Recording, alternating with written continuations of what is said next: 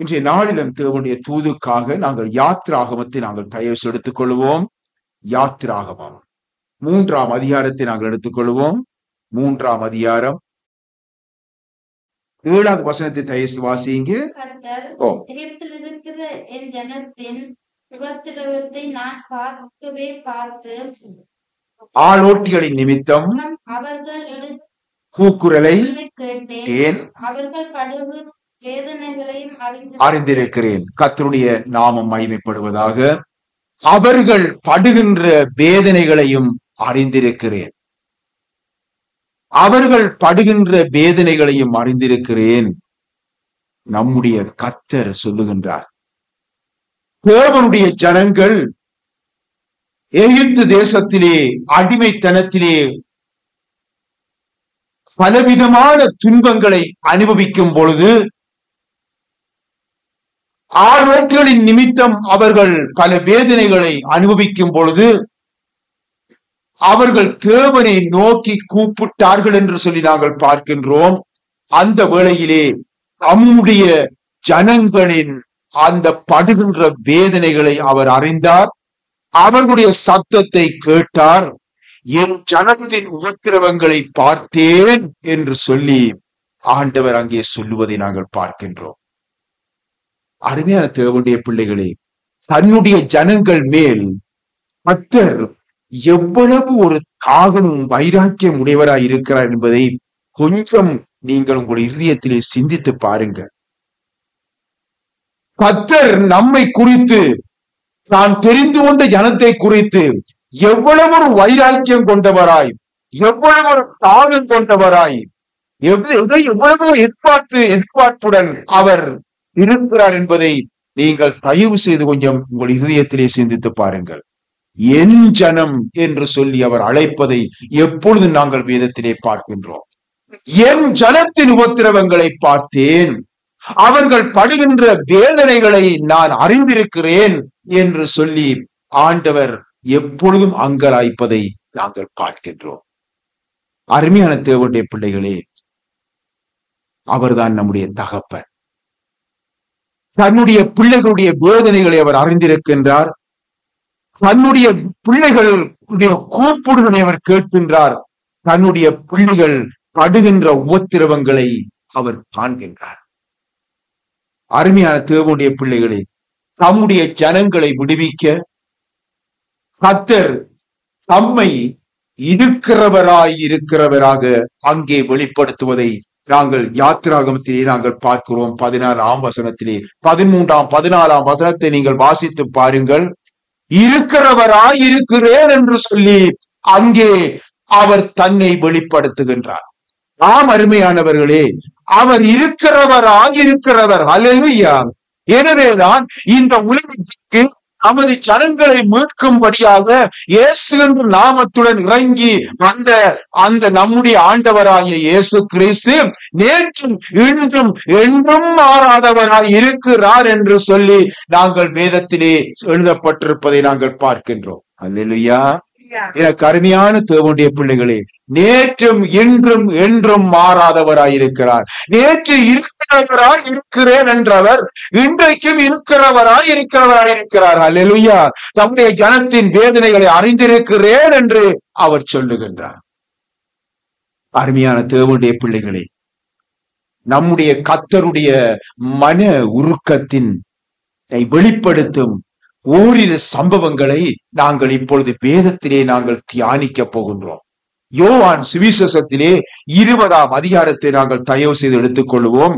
யோவான் சுவிசேஷம் 20ஆம் அதிகாரம் 14 தொடக்கம் 16 வரைக்கும் தயவு செய்து வாசிங்க பார்ப்போம்.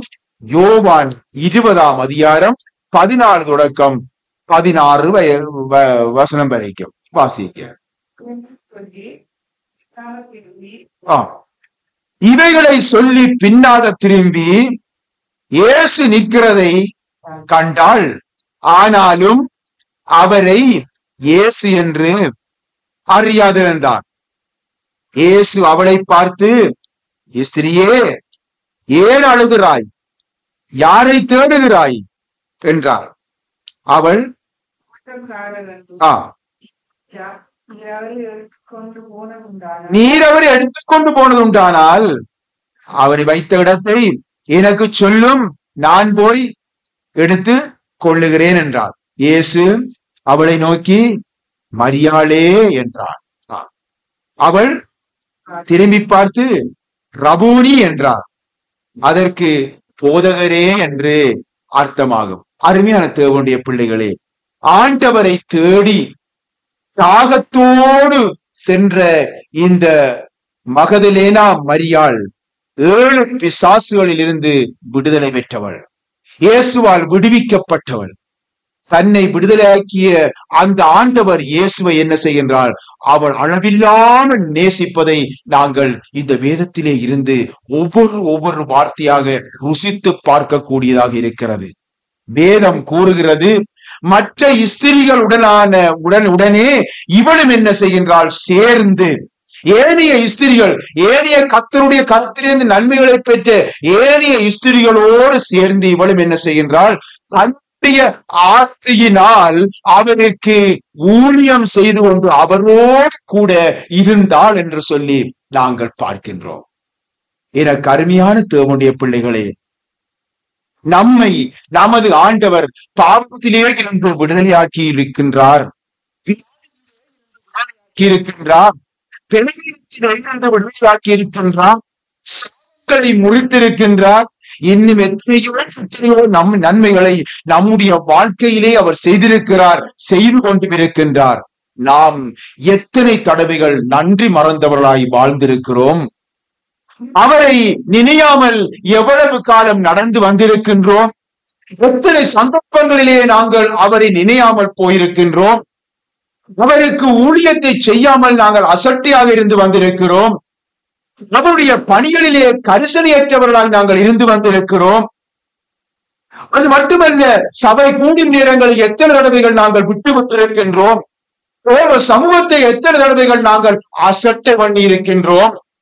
அவரை கனம் பண்ணுவதற்கு பதிலாக நாங்கள் எத்தனை தடவைகள் நாங்கள் அவரை கனவீனப்படுத்தி இருக்கிறோம். கொஞ்சம் சிந்தித்து பாருங்கள் அருமையான தேவனுடைய பிள்ளைகளை. கிறிஸ்தவர்கள் என்ற பெயருடன் வாழுவது கிறிஸ்துவுக்கு நன்றி கடன் அல்ல. நன்றாக தெரிந்து கொள்ளுங்கள். கிறிஸ்தவர்கள் என்ற பெயருடன் வாழுவது கிறிஸ்துவுக்கு நன்றி கடன் அல்ல. கிறிஸ்துவுடன் இருப்பதையே கிறிஸ்துவுக்கு காட்டும் ஒரு நன்றி கடனாக ஆண்டவர் ஏற்கின்றார். எனக்கு அருமையான தேவனுடைய பிள்ளைகளே, இந்த மகதலேனா மரியாளை பாருங்கள். தன்னை விடுதலையாக்கி விட்டவருடன் எப்பொழுதும் இருந்து அவருக்கு பணிவிடை செய்து கொண்டிருப்பதை நாங்கள் பார்க்கின்றோம். தனது ஆஸ்திகளினாலும் அவரை பணிவிடை செய்து கொண்டே இருக்கின்றார். அவருடைய ஆஸ்திகள் எவ்வளவாக இருக்கிறது என்று எங்களுக்கு தெரியாது. ஆனால் அவருடைய ஆஸ்திகளுக்கு நிகராக அந்த ஆண்டவராகிய இயேசு கிறிஸ்துவை தவிர அவருடைய ஆஸ்தி அவளுக்கு பெரிதாக அவளுக்கு தென்படவே இல்லை. எனக்கு அருமையான தேவனுடைய பிள்ளைகளே, இந்த மரியாள் எவ்வளவாய் ஆண்டவரை நேசித்தாள் என்று சொல்லி இந்த வேதத்திலே இருந்து பார்க்கின்றோம். இந்த 20ஆம் அதிகாரத்திலே முதலாவது வசனத்தை எடுத்து நீங்கள் வாசித்து பாருங்கள். வாரத்தின் முதல் நாள் காலையிலே அதிக இருட்டோடே மகதலேனா மரியாள் கல்லறையின் இடத்திற்கு வந்து கல்லறையை அடைத்திருந்த கல் எடுத்து போட்டிருப்பதை கண்டாள் என்று நாங்கள் பார்க்கிறோம். எனக்கு அருமையான தேவனுடைய பிள்ளைகளே, முதல் நாள் காலை அதிக இருட்டோடே அவள் எங்கு வருகின்றாள்? கல்லறையை தேடி, ஆண்டவரை வைத்த அந்த கல்லறையை தேடி அவள் வருவதை பார்க்கின்றோம். அருமையான தேவனுடைய பிள்ளைகளே, ஆண்கள் கூட புறப்பட்டு வராத அந்த வேளையிலும் இவள் என்ன செய்கின்றாள்? கல்லறையை தேடி என்ன செய்கின்றாள்? அதிகாலையிலே இருட்டு வேளையிலே அவள் ஓடி வருகின்றாள்.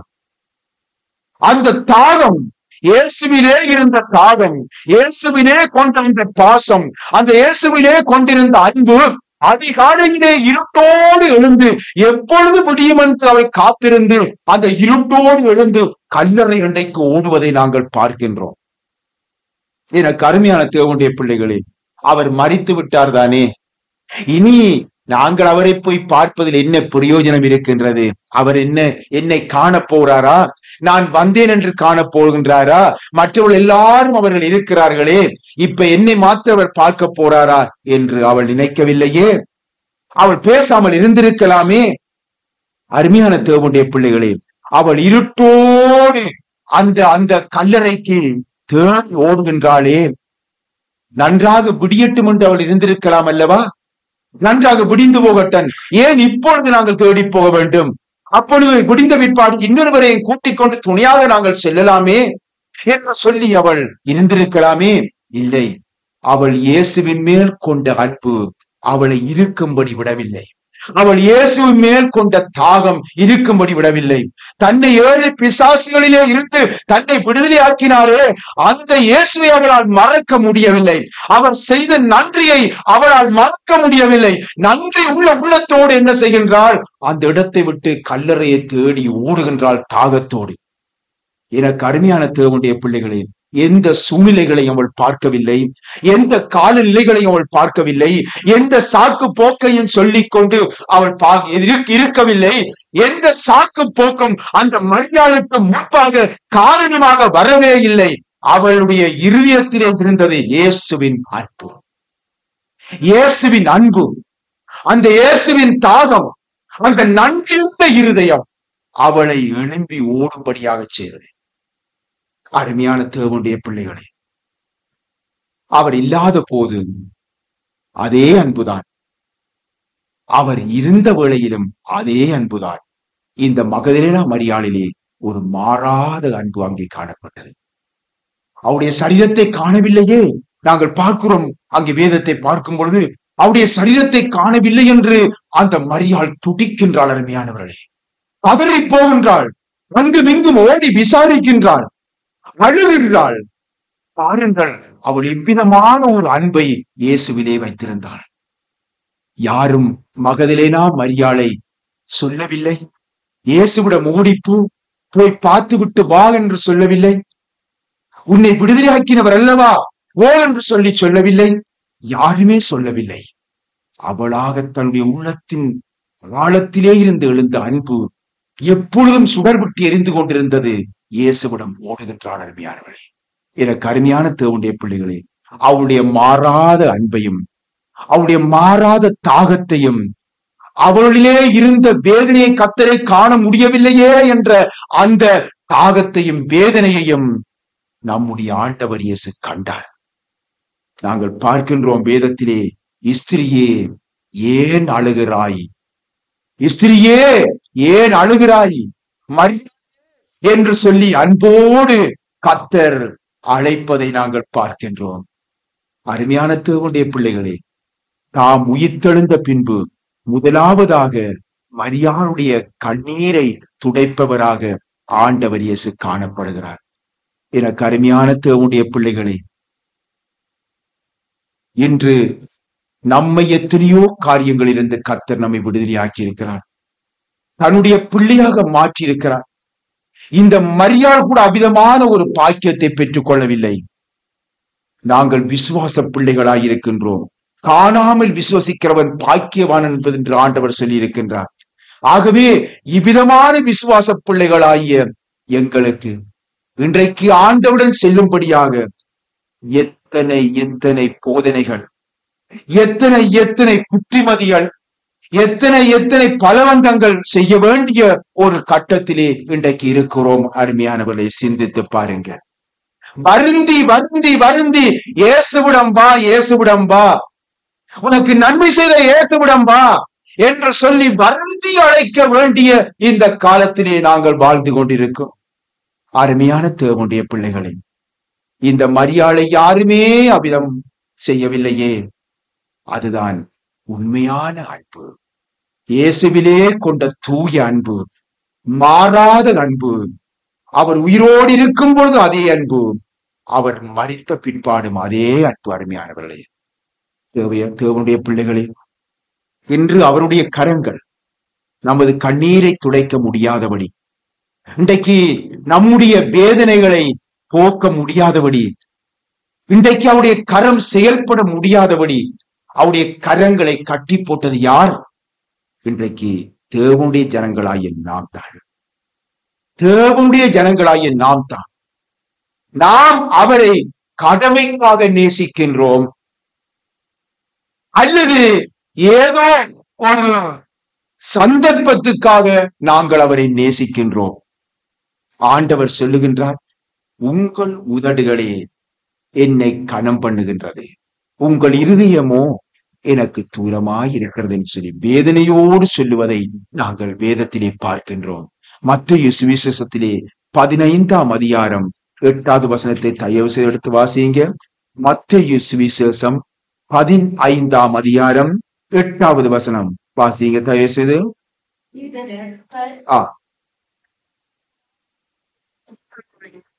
தங்கள் வாயினால் என்னிடத்தில் சேர்ந்து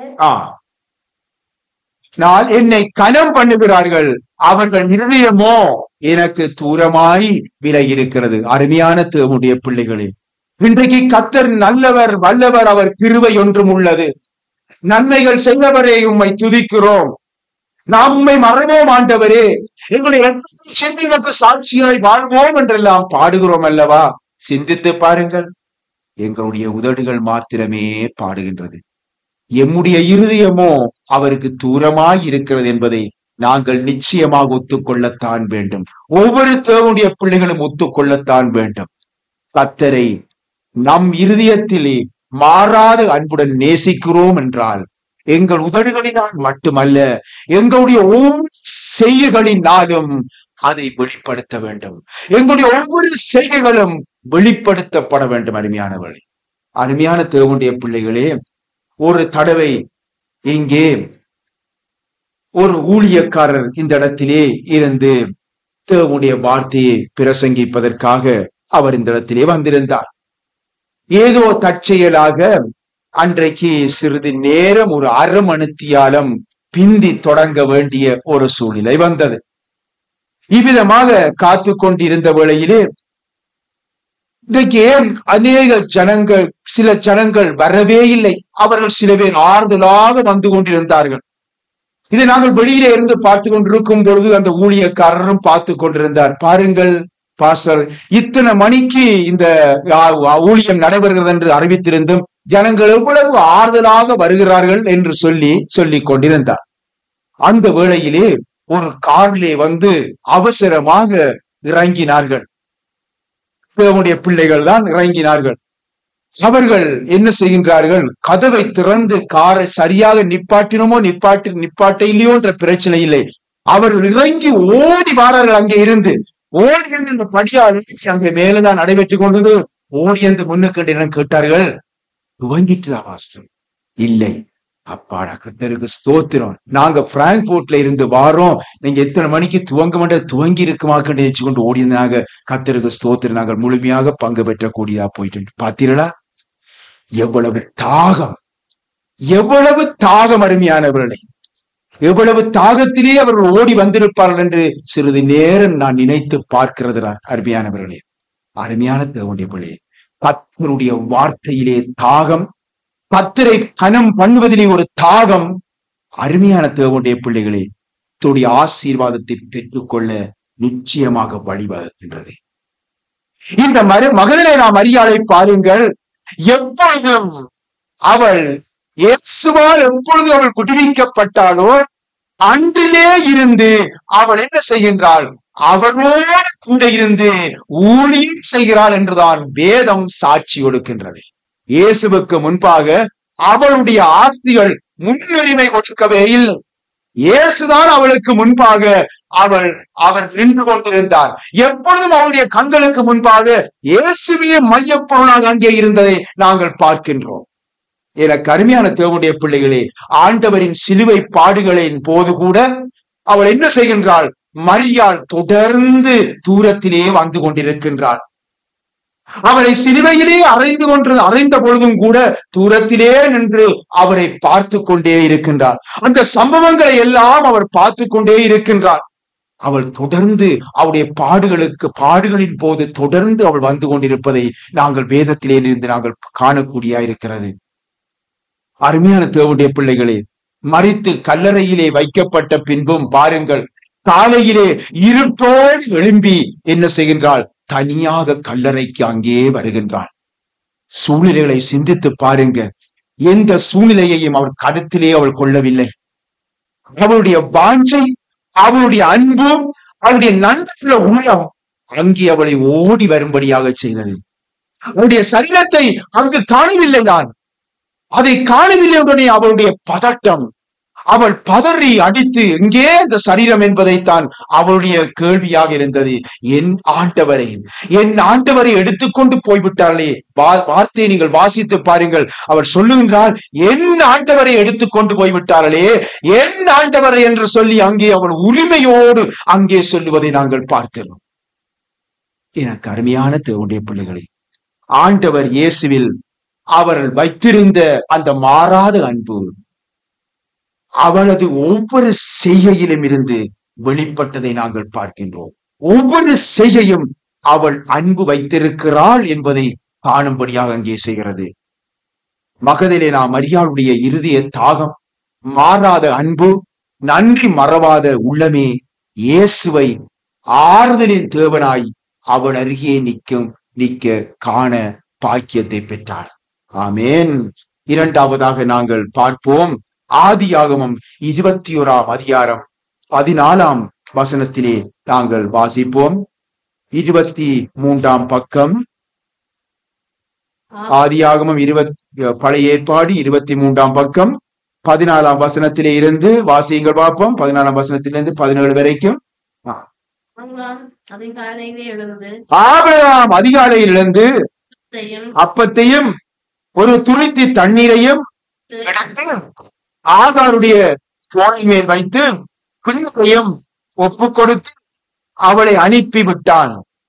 அவள் புறப்பட்டு போய் பெயர்செபாவின் வனாந்திரத்திலே அலைந்து திரிந்தாள்.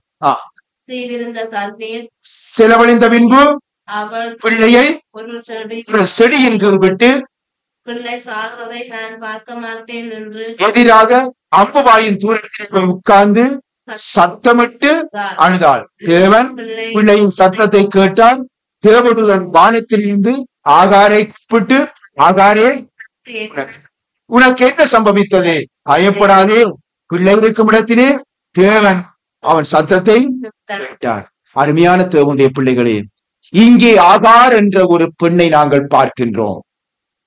எகிப்து தேசத்து பெண்ணாகிய இவள் சாராளின் அடிமை பெண். சாராளுக்கு பிள்ளை இல்லை. அதுவே பிள்ளை இல்லாதபடியினாலே காலத்தின் ஒழுங்கின்படி அடிமை பெண்ணாகிய இந்த ஆகாரை ஆபிரகாமுக்கு மறு மனையாட்டியாக அங்கே கொடுக்கின்றாள். ஆகார் கற்பவதியாகின்றாள். இந்த கற்பவதியானதுடன் என்ன செய்கின்றாள்? தன்னுடைய எஜமானாகிய சாராளை அற்பமாக அவள் எண்ணுகின்றாள். அந்த அடிமை பெண். இதனால் சாராள் என்ன செய்கின்றாள்? ஆகாரை கடுமையாக நடத்த தொடங்குகின்றாள். இதனால் ஆகார் என்ன செய்கின்றாள்? எஜமானாகிய அந்த சாராளுடைய வீட்டை விட்டு அவள் ஓடி போகின்றாள். அந்த ஓடி போன வேளைதான் கர்த்தருடைய தூதனானவர் அவளை வனாந்திரத்திலே கண்டு, சாராவின் அடிமை பெண்ணாகிய ஆகாரே, எங்கிருந்து வருகின்றாய், எங்கே போகிறாய் என்று அங்கே கேட்கின்றார்.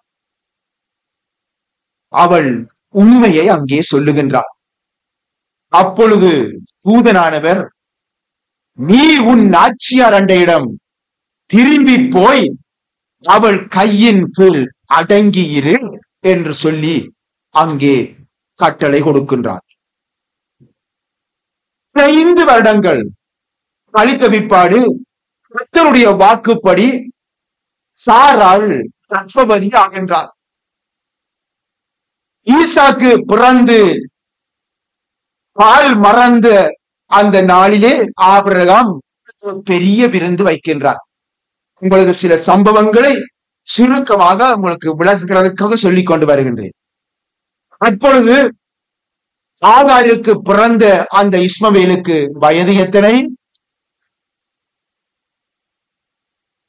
16. பாத்தீங்களா? என்ன மாதிரி கேட்டுக்கொண்டிருக்கிறார்களே கேட்காதவர்களே வித்தியாசம் தெரியுதா? 16. பாத்தீங்களா?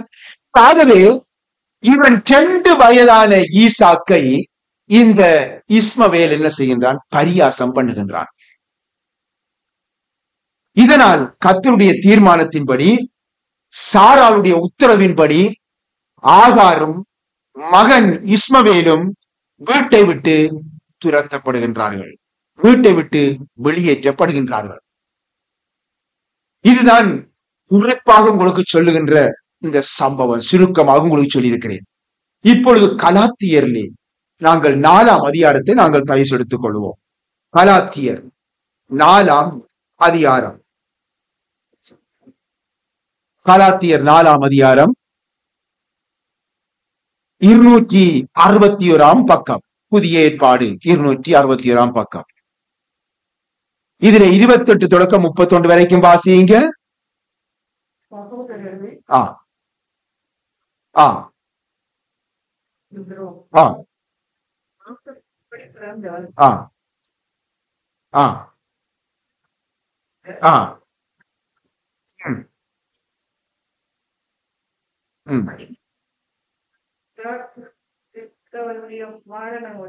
சுதந்திரவாளியாய் இருப்பதில்லை. ஆகையால் அடிமையானவரை அவளுடைய மகனை புறம்பே தாழ்கிறது சொல்கிறது.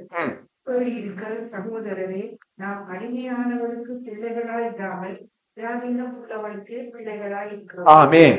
அடிமையானவளின் மகன் சுயாதீனம் உள்ளவளுடைய குமாரரோடு சுதந்திரவாளியாய் இருப்பதில்லை.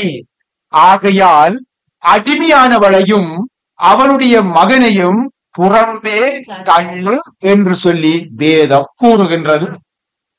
இதன்படி ஆகாரும் இஸ்மவேலும் வீட்டை விட்டு வெளியேற்றப்படுகின்றார்கள்.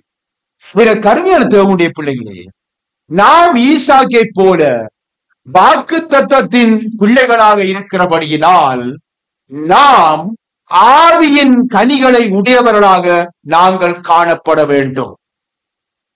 இதற்குள்ளே நிறைந்த சத்தியம் இருக்கின்றது. இதை நீங்கள் தியானம் செய்து பாருங்கள்.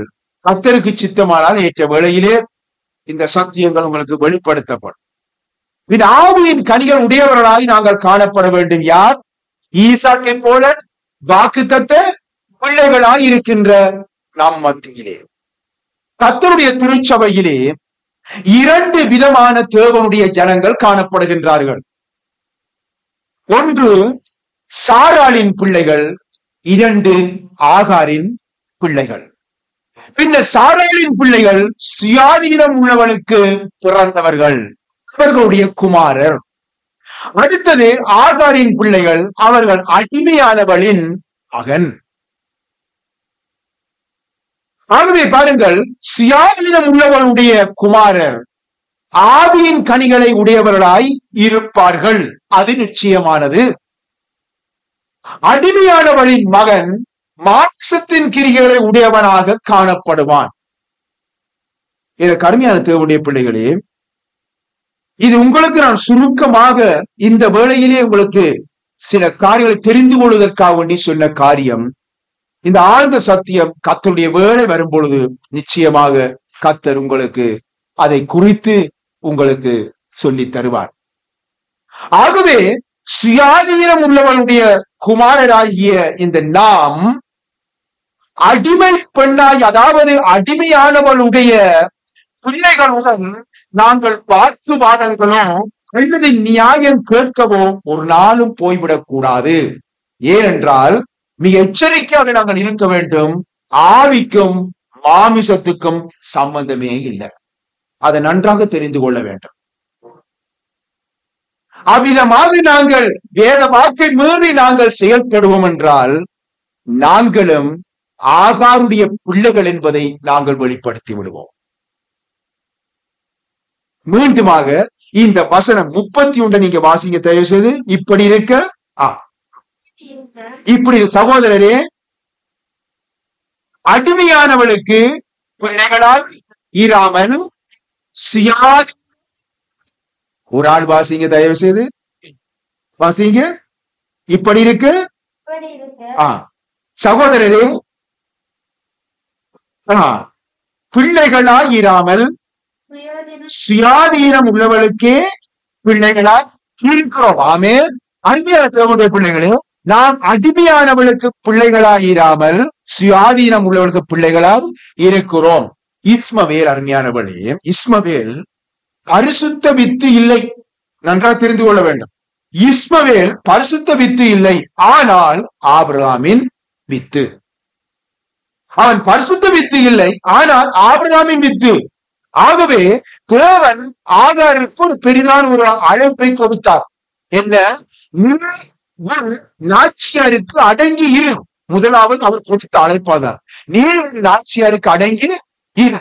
இந்த அழைப்பை ஆகார் நிராகரித்தார். இதனால் அவன் வெளியேற்றப்பட்டான். இப்போ ஆகாரும் இஸ்மவேலும் என்ன செய்தால்? தாகத்தால் கதறுகின்றார்கள். எங்கே? வனாந்திரத்திலே. கர்த்தருடைய ஆசீர்வாதம் அவளுக்கு உண்டு, மறுப்பதற்கே இல்லை. ஆனாலும் தற்போதைய நிலை அவளுக்கு தாங்க முடியாத நிலையாக இருக்கின்றது. தனிமை, தாகம், சோதனை, கண்ணீர். எனக்கு அருமையான தேவனுடைய பிள்ளைகளே, தன் பிள்ளை தன் கண்ணுக்கு முன்பாக தாகத்தால் செத்து விடுவானோ என்ற பயம் அவளுக்கு ஏற்பட்டு விட்டது. இருதயத்தை பிடுங்கி எடுக்கக்கூடிய ஒரு சம்பவம் நடைபெற்றுக் கொண்டிருக்கிறது. வனாந்திரம், ஆதரவில்லை, யாருமே இல்லை. இவள் என்ன செய்கின்றாள்? ஓடி போய் தூரத்திலே இருந்து கொண்டு ஓ என்று சொல்லி அவள் கதறுகின்றாள். கர்த்தரோ தம்முடைய ஜனத்தின் வேதனைகளை அறிகிறவர் அல்லவா? நாங்கள் பார்த்தோம் அல்லவா யாத்திராகமத்திலே? கர்த்தர் தம்முடைய ஜனத்தின் சத்தத்தை கேட்கிறவர், அந்த ஜனத்துடைய துயரத்தை கேட்கிறவர், உபத்திரவத்தை காண்கிறவர். சத்தியத்தை நன்றாக அறியுங்க. இந்த ஆதியாகமத்திலே 21ஆம் அதிகாரத்திலே நீங்க நன்றாக தெரிந்து கொள்ள வேணும். மீண்டும் அடுத்துக்கொள்ளுங்க. ஆதியாகமம் 21ஆம் அதிகாரத்திலே 16ஐயும் 17ஐயும் வாசிங்க தயவு செய்து. பிள்ளை சாகிறதை நான் பார்க்க மாட்டேன் என்று எதிராக அம்பு தாயும் போல் உட்கார்ந்து சத்தமிட்டு அழுதாள். தேவன் பாருங்கள் சத்தியத்தை. ஆகாருடைய சத்தத்தை தேவன் கேட்டார் என்று சொல்லவில்லை, தேவன் பிள்ளையின் சத்தத்தை கேட்டார். எனக்கு அருமையான தேவனுடைய பிள்ளைகளே, தேவதூதன் ஆகாரை கூப்பிட்டு, பயப்படாதே, பிள்ளை இருக்கும் இடத்திலே தேவன் அவன் சத்தத்தை கேட்டார் என்று அங்கே சுட்டி காட்டுவதை நாங்கள் பார்க்கின்றோம். எனக்கு அருமையான தேவனுடைய பிள்ளைகளே, ஆகார் தேவனுடைய அழைப்பை நிராகரித்தவள், தேவனுடைய வார்த்தைக்கு கீழ்ப்படியவில்லை. மாமிசத்தின் கிரியைகளை வெளிப்படுத்துவது ஒரு மனுஷியாக அவள் காணப்பட்டாள். ஆனால் அவள் தனிமை, வேதனை, தாகம், தன்னுடைய பாசம் உள்ள மகனுக்காக கதற வேண்டிய நிலை ஏற்பட்டது. கதறி அழுத பொழுது கர்த்தர் அவள் மீது மனதுருகினார் என்றாலும் ஆபிரகாமின் தேவன் ஆபிரகாமின் மகனுடைய சத்தத்தை கேட்டார் என்றுதான் சத்தியம் அங்கே எழுதப்பட்டிருக்கின்றது. தேவனுடைய பிள்ளைகளே, ஆகாருடைய சத்தத்தை கேட்டு பிள்ளைக்கு இறங்கவில்லை தேவன். ஆகாருடைய சத்தத்தை கேட்டு பிள்ளைக்கு விடுதலை கொடுக்கவில்லை. ஆகார் மேல் அவர் இறங்கினார். ஆனால் ஆபிரகாமின் தேவன் அல்லவா, ஆபிரகாமுடைய மகனுடைய சத்தத்தை அவர் கேட்டார். அந்த மகனுடைய சத்தத்தை அவர் காண்கின்றார். தேவனுடைய பிள்ளைகளே, சத்தியங்களை நன்றாக கேட்கிறோம் அல்லவா? நாங்கள் நாளாந்தம் குறிப்புகளும் எடுத்துக் கொள்கிறோம் அல்லவா? கர்த்தர் என்னோடு நன்றாக பேசினார் என்று சொல்லி சொல்லுகிறோம் அல்லவா? கர்த்தர் நம்மோடு பேசி நமது தவறான காரியங்களை எல்லாம், நம்முடைய தவறான வழிகளை, செய்கைகளை எல்லாம் கண்டித்து உணர்த்தும் பொழுது நாம் அதற்கு கீழ்ப்படுகின்றோமா? இதைத்தான் நீங்கள் சிந்தித்து பாருங்கள்.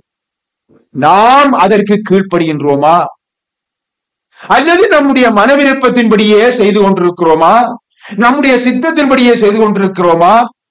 அல்லது அந்நியரின் ஆலோசனைகளை கேட்டு நாங்கள் நடந்து கொண்டிருக்கிறோமா? எனக்கு அருமையான தேவனுடைய பிள்ளைகளே, நமது கூப்பிடுதலுக்கு, நமது ஜெபத்திற்கு தேவனும் தமது செவியை அடைத்துக் கொண்டால் அது எவ்வளவு ஒரு பரிதாபமாய் இருக்கும் என்பதை சிந்தித்து பாருங்க. கர்த்தருடைய ஆசீர்வாதம் ஆகாருக்கு உண்டு என்றாலும் அவளுக்கு, அவள் நிமித்தமாக அவளுடைய மகனுக்கு கண்ணீர் தான் உணவானதை நாங்கள் பார்க்கின்றோம். வனாந்திரத்திலே கிடந்து அவள் தவிக்க வேண்டிய ஒரு நிலை ஏற்பட்டதை நாங்கள் அங்கே பார்க்கின்றோம். எனக்கு அருமையான தேவனுடைய பிள்ளைகளே, கலக்கம், பயம், தாகம் இது மட்டுமல்ல, தேவன் அருகிலிருந்து, தேவனுடைய அருகிலிருந்து அவருடைய பராமரிப்பிலே வளர வேண்டிய இவர்கள் எங்கே இருந்து வளருகின்றார்கள்? வனாந்திரத்திலே இருந்து வளர வேண்டிய ஒரு நிலை ஏற்பட்டது. எனக்கு அருமையான தேவனுடைய பிள்ளைகளே, இன்றைக்கு விசுவாசத்தினால் கர்த்தரின் பராமரிப்பை பெற்ற விசுவாச பிள்ளைகள், இன்றைக்கு விசுவாச குடும்பங்களில் இவ்விதமான சூழ்நிலைகள் இன்றைக்கு நிலவுகிறதை காணுகிறோம் அல்லவா? இது ஏன் இப்படி நடக்கிறது என்று சொல்லி கிறிஸ்தவர்களாகினும் சரி அல்லது பிரஜாதி மக்களாகினும் சரி இன்றைக்கு விளங்கிக் கொள்ள முடியாதவர்களாக இன்றைக்கு காணப்படுகின்றார்கள். இன்றைக்கு விசுவாச குடும்பங்களில் கூட இவ்விதமான வனாந்திர சூழ்நிலைகள் இன்றைக்கு காணப்படுகிறதே. சத்தியம் என்ன? அவர்கள் ஆகாரை போல தங்கள் ஜீவியத்திலே ஏதாவது ஒரு பகுதியிலே அவர்கள் கர்த்தருடைய கட்டளைக்கு கீழ்ப்படியாதவர்களாய் அவர்கள் காணப்படுகின்றார்கள். இதுதான் சத்தியம். ஆகவே அருமையான தேவனுடைய பிள்ளைகளே, இந்த நிலை உங்களுக்கு நீடிக்கவே கூடாது. இந்த நிலை நீடிப்பது நல்லது அல்ல. ஆகவே இயேசுவண்டை வர வேண்டும். இயேசுவண்டை வர வேண்டும். இயேசுவண்டை வரும் பொழுதுதான் நிச்சயமாக நாங்கள் ஒரு சமாதானத்தை பெற்றுக்கொள்ள முடியும். நம்முடைய பிரச்சனைகளுக்கு ஒரு தீர்வுண்டு காண முடியும். 3 விதமான கிருபைகளை ஆகாருக்கு ஆண்டவர் கொடுத்தார். நாங்கள் பார்க்கிறோம் 18ஆம் வசனத்திலே, அதாவது இந்த 21ஆம் அதிகாரத்திலே 18ஆம் வசனத்திலே பார்க்கிறோம், ஆகாரே பிள்ளையை பெரிய ஜாதியாக்குவேன் என்று சொல்லி ஆண்டவர் ஒரு கிருபையை கொடுக்கின்றார். 19வது வசனத்திலே நாங்கள் பார்க்கிறோம், அவள் கண்களை திறந்து தாகத்துக்கு தண்ணீர் காட்டி அவளை குடிக்கும்படியான கிருபையை கொடுக்கின்றார். 20வது வசனத்திலே பார்க்கின்றோம், பிள்ளையோடே தேவன் இருக்கின்ற அந்த கிருபையை ஆகாருக்கு கொடுக்கின்றார். ஆனால் மாமிசத்திலே செயல்பட்டு கொண்டிருக்கின்ற இந்த மாமிச சிந்தை கொண்ட ஆகார் அந்த கிருபைகளை எல்லாம் அவள் நிராகரித்தாள். எவ்வளவு வேதனை பாருங்க. வாசிங்க 21வது வசனத்தை தயவு செய்து. 21ஆம் வசனம், அவள் பாரான் வனாந்திரத்திலே குடியிருக்கையில் எகிப்து தேசத்தாளாகிய ஒரு பெண்ணை அவனுக்கு விவாகம் பண்ணுவித்தார்.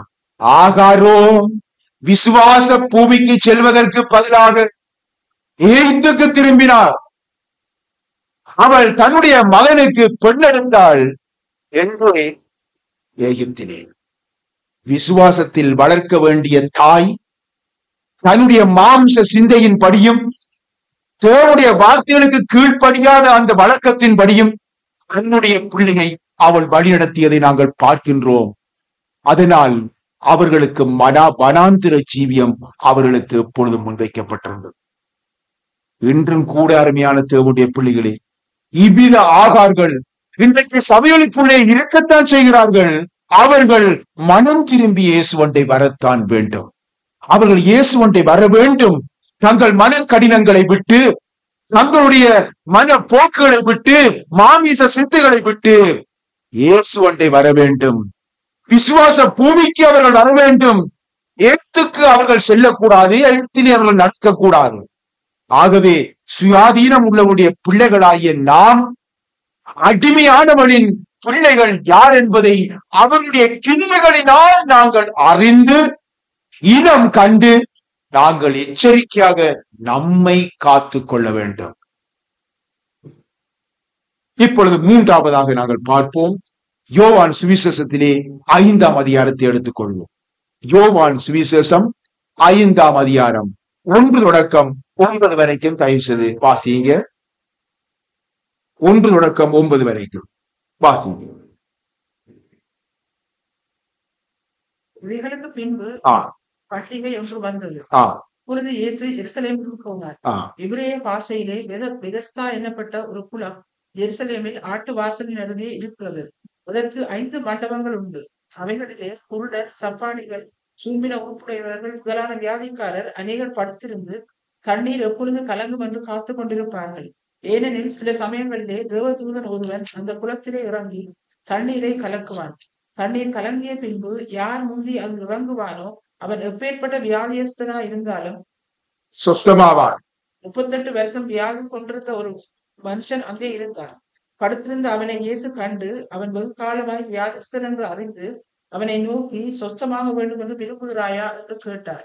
அதற்கு வியாதிஸ்தன், ஆண்டவரே, தண்ணீர் கலக்கப்படும் பொழுது என்னை குளத்தில் கொண்டு போய் விடுவதற்கு ஒருவரும் இல்லை. நான் போவதற்குள்ளே வேறொருவன் எனக்கு முந்தி இறங்கி விடுகிறான் என்றார். இயேசு அவனை நோக்கி, எழுந்திரு, உன் படுக்கையை எடுத்துக்கொண்டு நட என்றார். உடனே அந்த மனுஷன் சொஸ்தமாகி தன் படுக்கையை எடுத்துக்கொண்டு நடந்து போனார். ஆமென். பெதஸ்தா என்ற ஒரு குளம், அங்கே உள்ள ஒரு மண்டபத்தில் யார் யார் இருக்கிறார்கள்? குருடர், சப்பானிகள், சூம்பின உறுப்புடையவர்கள் ஆகிய வியாதியஸ்தர்கள் என்ன செய்கின்றார்கள்? அங்கே படுத்திருப்பார்களாம். ஏன்?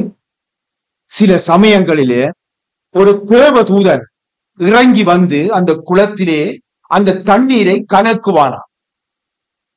அந்த தண்ணீர் கலங்கிய உடனே யார் முதலிலேயே அந்த இடத்திலே இறங்குகிறானோ அவன் எப்படிப்பட்ட வியாதியஸ்தனாய் இருந்தாலும் அவன் சொஸ்தம் அடைவான் என்று எழுதப்பட்டிருக்கின்றது.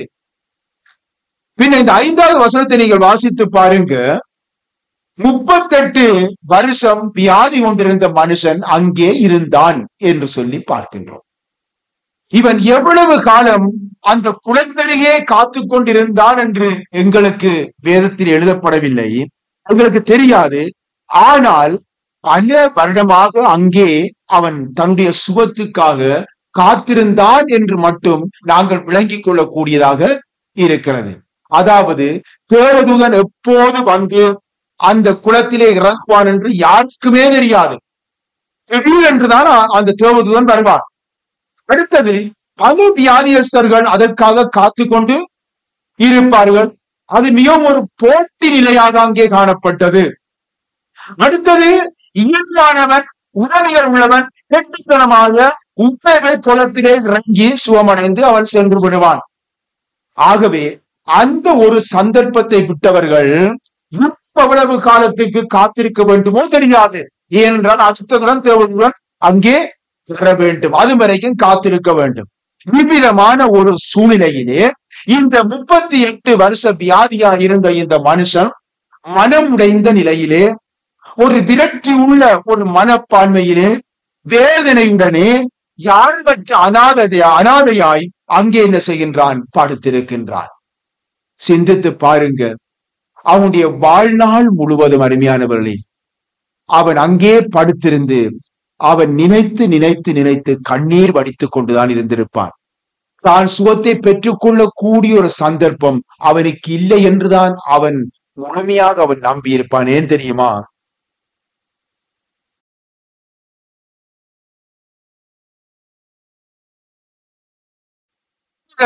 ஒரு சூழ்நிலையிலே இந்த 38 வருஷ வியாதியா இருந்த இந்த மனுஷன் மனம் உடைந்த நிலையிலே, ஒரு விரக்தி உள்ள ஒரு மனப்பான்மையிலே, வேதனையுடனே யாழ்வற்ற அனாதையாய் அங்கே என்ன செய்கின்றான்? படுத்திருக்கின்றான். சிந்தித்து பாருங்க. அவனுடைய வாழ்நாள் முழுவதும், அருமையானவர்களே, அவன் அங்கே படுத்திருந்து அவன் நினைத்து நினைத்து நினைத்து கண்ணீர் வடித்துக் கொண்டுதான் இருந்திருப்பான். தான் சுகத்தை பெற்றுக்கொள்ள கூடிய ஒரு சந்தர்ப்பம் அவனுக்கு இல்லை என்றுதான் அவன் முழுமையாக அவன் நம்பியிருப்பான். ஏன் தெரியுமா? அவனுக்கு யாருமே உதவி செய்வதில்லை. எல்லா நம்பிக்கையும் இழந்தவனாய் என்ன செய்கிறான்? தனக்குள்ளே நினைத்து நினைத்து அவன் குமுறிக்கொண்டே இருக்கின்றான். வேதனையினால் அழுது கொண்டே இருக்கின்றான். பின்ன மனம் கசந்த அந்த ஒரு நிலையிலே தேவனே என்று நிச்சயமாய் அவன் கதறி இருப்பான். தேவனே என்று கூப்பிட்டு இந்த அனாதைக்கு நீர் உதவ மாட்டீரா என்று கூட அவன் நிச்சயமாக கதறி இருப்பான் என்று சொல்லி நான் உணர்கின்றேன். 38 வருஷ வியாதியஸ்தன் அல்லவா, அவன் எவ்வளவு வேதனையோடு இருப்பான் என்பதை நீங்க சிந்தித்து பாருங்க. ஆகவே நான் இந்த வியாதியஸ்தனை குறித்து இவ்விதமாக உணர காரணமாக இருந்தது எது? வாசித்து பாருங்கள், 6வது வசனம் வாசித்து பாருங்கள். படுத்திருந்த அவனை இயேசு கண்டு அவன் வெகு காலமாய் வியாதியஸ்தன் என்று அறிந்து அவனை நோக்கி சொஸ்தமாக வேண்டும் என்று விரும்புகிறாயா என்று கேட்டார். பின்ன நீ சொஸ்தமாக வேண்டும் என்று விரும்புகிறாயா என்று அங்கே அவனிடம் கேட்கிறார். இவன் தான் சொல்ல மாட்டான் நான் சொஸ்தமாகத்தான் விரும்புகிறேன் சொல்லாமலா இருப்பா. அந்த வாஞ்சியோட தானே அதுல வந்து இருக்கிறான். இங்கே ஆண்டவர் இருக்கிறார், நீ சொஸ்தமாக வேண்டும் என்று விரும்புகிறாயா? மரியாளே ஏன் அழுகிறாய் என்றுதான் கேட்டார். ஏன் அவருக்கு தெரியாதா அவள் ஏன் அழுகிறாள் என்று சொல்லி? ஆனாலும் ஆண்டவர் கேட்டார். ஆகாரே எங்கிருந்து வருகின்றாய், எங்கே போகிறாய் என்று கேட்டாரே. என்ன சம்பவித்தது என்று கேட்டார். ஏன் அவருக்கு தெரியாதா? அருமையான பிள்ளைகளே, அவருக்கு எல்லாமே தெரியும். ஆனால் ஒரு மனிதன் தன்னுடைய வாயினால் அறிக்கையிட வேண்டும் என்பதைத்தான் அவர் பார்க்கின்றார். இங்கே 38 வருஷமான வியாதியஸ்தன் தான் சொஸ்தம் அடைய வேண்டும் என்று அந்த வாஞ்சியோடும் தாகத்தோடும் எதிர்பார்ப்போடும் தான் அங்கே படுத்திருக்கின்றான். நீ சொஸ்தமாக வேண்டும் என்று விரும்புகிறாயா என்று சொல்லி ஆண்டவர் அங்கே கேட்கின்றார். இந்த மனிதனின் உள்ள குமுறல், கண்ணீர், அவனுடைய கூப்பிடுதல் கர்த்தரை அசைத்தது. கர்த்தரை அவன் அண்டை கொண்டு வந்தது. அருமையானவர்களே, அவனுடைய கூக்குரல் கர்த்தரை அவனிடம் கொண்டு வந்தது. ஆகவே நாங்கள் பார்க்கிறோம் அங்கே எத்தனை வியாதியஸ்தர்கள் இருந்தார்கள் சிந்தித்து பாருங்க. ஆனாலும் இந்த 38 வருஷமாக வியாதியஸ்தனாயிருந்த மனுஷன் தேவனை நோக்கி கூப்பிட்டிருப்பான் என்று நான் உறுதியாக விசுவாசிக்கிறேன். அவன் கதறி இருப்பான். நான் இவ்வளவு காலமா இருக்கிறேன், யாருமே எனக்கு உதவி செய்கிறார்கள் இல்லையே, எல்லாரும் சுமடைந்து போகிறார்களே, நான் இன்னும் படுத்துக்கொண்டே இருக்கிறேன், எனக்கு ஒரு முடிவு வராதா என்று கதறி இருப்பான். தேவனே எனக்கு இறங்கும் என்று கூட கதறி இருப்பான் என்றுதான் நான் நினைக்கிறேன். எனவேதான் தேவன் அவனிடம் அங்கே வருகின்றார். நம்முடைய தேவன் திக்கற்ற பிள்ளைகளின் தேவன் என்று நாங்கள் வேதத்திலே பார்க்கின்றோம். அவர்கள் படுகின்ற வேதனைகளை அறிந்திருக்கிறேன் என்று சொல்லி ஆண்டவர் சொல்லி இருக்கின்றார். என் ஜனத்தின் நான் கண்டேன் என்று சொல்லி சொல்லுகின்றார். இருக்கிறவரால் இருக்கிறேன் என்று சொல்லி அவர் சொல்லுகிறார் அல்லவா. எனவே அவர் அவருடைய கண்ணீரை துடைக்கும்படியாக அந்த இடத்திற்கு அவர் விரைந்து செல்லுகின்றார். ஆண்டவர் இயேசு அவனிடம் கேட்ட கேள்விக்கு அவன் கேள்விக்குரிய பதில் அங்கே சொல்லவில்லை. நீங்கள் நன்றாக வாசித்து பாருங்கள். அவன் தன்னுடைய மனதை திறந்து தன்னுடைய வேதனைகளையும் தன்னுடைய சுமைகளையும் அவனுடைய பாதத்திலே இறக்கி வைப்பதைத்தான் நாங்கள் அங்கே பார்க்கின்றோம். 7ஆம் வசனத்தை வாசித்து பாருங்கள். அதற்கு வியாதியஸ்தன், ஆண்டவரே, தண்ணீர் கலக்கப்படும் பொழுது என்னை குளத்திலே கொண்டு போய் விடுவதற்கு ஒருவரும் இல்லை, நான் போதற்குள்ளே வேறொரு எனக்கு முந்தி இறங்கி விடுகிறான் என்று சொல்லுகின்றான். எனக்கு அருமையான தேவனுடைய பிள்ளைகளே, எத்தனை வருஷமாக யாருமே அவனை விசாரித்திருக்க மாட்டார்கள். அவனை யாருமே கூட தேடி இருக்க மாட்டார்கள். அவன் யாருமே அற்ற ஒரு அனாதை. அருமையானவர்களை, இவனது கவலைகளை கேட்டு அறிவார் யாருமே இல்லை. அவனுக்கு உதவிப்பார் இல்லை. அவனுடைய நிலைமையை பார்த்து பரிதாபப்படுவாரே இல்லை. அவனுடைய கவலைகளையும் இறுதிய பாடத்தை ஒருவர் பகிர்ந்து கொள்வதற்கு கூட ஒருவர் அவனுக்கு இல்லை. இப்பொழுது தன்னை விசாரிக்கிறதற்கு ஒருவர் வந்திருக்கிறாரே, தன்னை விசாரிக்கிறதற்கு ஒருவர் தன் அருகிலே வந்திருக்கிறாரே, தன்னை விசாரிக்கிறாரே என்ற அந்த தாவல் இதயத்திலே இருந்து எழுந்தது. உடனே தன்னுடைய வேதனைகளை எல்லாம் அங்கே இறக்கி வைக்கிறான். அருமையானவர்களே, அவர் உங்களை விசாரிக்கிறவரானபடியால் உங்களுடைய கவலைகளை எல்லாம் அவரிலே அங்கே வைத்து விடுங்கள் என்று சொல்லி எங்கே அப்போஸ்தலராகிய பேதுரு வேதத்திலே சொல்வதை பார்க்கிறோம். உடனே தன்னுடைய மனப்பாரத்தை அங்கே இறக்குகிறான். தன்னுடைய வேதனையை அங்கே கொடுத்துகிறான். பாரம் சுமக்கிறவர்கள் எல்லாரும் பாருங்கள், நான் உங்களுக்கு ஆறுதல் அளிப்பேன் என்ற அந்த இன்பத்தின் பேரன் அவனுடைய முன்பாக நிற்பதை அவர் காணுகிறார். அருமையானவர்களே, அருமையான தேவனுடைய பிள்ளைகளே, அழைப்பு விடுத்தவர், இவ்விதமாக சுமை சுமக்கிறவருடைய இடத்திலே வாருங்கள் என்று அழைப்பு விடுத்தவர் ஆண்டவராகிய இயேசு கிறிஸ்து அந்த பாட சுமையை தன்னிடத்திலே இருந்து இயேசுடைய பாதத்திலே இறக்கி வைக்கின்றார். அந்த நேரத்திலே இயேசு, எழுந்திரு, உன் படுக்கை எடுத்துக்கொண்டு நட என்று அங்கே சொல்வதை பார்க்கிறோம். அல்லேலூயா, அல்லேலூயா. எனக்கு அருமையான தேவனுடைய பிள்ளைகளே, நீ சொந்தமானாய் என்று அங்கே சொல்லவில்லை, நீ சொந்தம் அடைத்தாய் என்று எதுவுமே சொல்லவில்லை. நீ படுக்கை எடுத்துக்கொண்டு போ என்று சொல்லுகின்றார். இந்த பெலஸ்தாவை இனி நம்பாதே, இந்த பெலஸ்தாவை இனி நீ காத்திருக்காதே. பெலஸ்தா நான் இரக்கத்தின் வீடு. பெலஸ்தா என்றால் அர்த்தம் இரக்கத்தின் வீடு, அப்பத்தின் வீடு என்று அர்த்தம். நான் வானத்திலிருந்து இறங்கி வந்த அப்பம் நானே இரக்கத்தின் வீடு, இரக்கம் உள்ள தேவன். ஆகவே என்னையே நீ நம்பு, இந்த பெலஸ்தாவை இனி நம்பாதே, நானே பெலஸ்தாவா இருக்கிறேன் என்று அங்கே சொல்லுகின்றார். எனக்கு அருமையான தேவனுடைய பிள்ளைகளே, இந்த எழுத்தின் படியான பெலஸ்தாவை இனி நம்பி இருக்காதே, இனி நம்பி இருக்காதே. நம்பி இருந்தது போதும், என்னையே நம்பு. என்னுடைய அருமையான தேவனுடைய பிள்ளைகளே, இயேசுவை நம்புங்கள், இயேசுவை நம்புங்கள். என்னிடத்தில் காத்திருக்கிறவர்கள் ஒருபொழுதும் வெட்கமடைந்து போக மாட்டார்கள் என்று நம்முடைய ஆண்டவராகிய இயேசு சொல்லுகிறார் அல்லவா? ஆண்டவராகிய இயேசு உங்கள் ஒவ்வொருவரையும் பார்த்து சொல்லுகின்றார் என்ன தெரியுமா? என்னண்டை வாருங்கள், என்னண்டை வாருங்கள், மாயமானதை பின்பற்றாதீர்கள், என்னண்டை வாருங்கள். நானே பெதஸ்தா, நானே இரக்கத்தின் இருப்பிடம், நானே அப்பம், வானத்திலே இறங்கி வந்த ஜீவனுள்ள அப்பம் நான் தான் என்று அவர் சொல்லுகின்றார். இவ்வளவு காலமும் தேவனுடைய பிள்ளையே, நீ படுத்திருந்தது போதும், முட்டிக் கொண்டிருந்தது போதும், யார் என்னை எழுப்பி விடுதலை நினைத்துக் கொண்டிருந்தது போதும். அவர் தானே இப்பொழுது இன்றைக்கு சொல்லுகிறார், நீ எழுந்து நகர் என்று சொல்லி. இதற்கு நீ கீழ்ப்படிய வேண்டியதுதான் உன்னுடைய கடமை. ஆண்டவரே, என்னை எழுந்து நடக்க செய்யும், என்னை எழுந்து நடக்க செய்யும் என்று சொல்லி நீ ஜெபிக்காதே. ஆண்டவரே, எனக்கு கிருபையை தாரும் தாரும் என்று சொல்லி கதறாதே. ஏனென்றால் கர்த்தருக்கு கிருபையை தந்திருக்கின்றார். ஆண்டவரே, வார்த்தைக்கு கீழ்ப்படிய எனக்கு கிருபையை தாரும் என்று இனி ஜெபிக்காதீங்க. ஏனென்றால் வார்த்தைக்கு கீழ்ப்படியும் படியாகத்தான் ஆண்டவர் நமக்கு சொல்லி இருக்கின்றார். நீ செய்ய வேண்டியது கீழ்ப்படிய வேண்டியதான். அந்த கிருபை உன்னோடு இருக்கிறது. நீ கீழ்ப்படிய வேண்டியதுதான் உன்னுடைய கடமை. அதற்கு பின்பு நாங்கள் பார்க்கின்றோம், என் ஆண்டவராகிய இயேசு தேவாலயத்திலே அவனை கண்டு என்று 14ஆம் வசனத்திலே பார்க்கின்றோம். வாசியுங்கள் 14வது வசனம், வாசியுங்கள். இயேசு அவனை தேவாலயத்திலே கண்டு, இதோ நீ சொஸ்தமானாய், ஒன்றும் வராதபடிக்கு இனி பாவம் செய்யாதே. ஆம் அருமையானவர்களே, அதற்கு பின்பு இயேசு அவனை தேவாலயத்திலே கண்டு, ஆண்டவர் இயேசுவின் கரத்திலே இருந்து விடுதலையை பெற்ற இந்த மனிதனை எங்கே இப்பொழுது காணுகிறோம்? தேவாலயத்திலே, தேவாலயத்திலே காணுகிறோம்.